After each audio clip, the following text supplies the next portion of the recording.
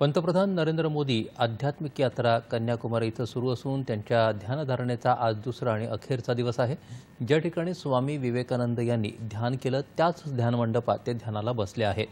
आजही दिवसाच्या ध्यानधारणेला सुरुवात करण्यापूर्वी पंतप्रधानांनी स्वामी विवेकानंद स्मारक इथं उगवत्या सूर्याला अर्घ्य अर्पण केलं।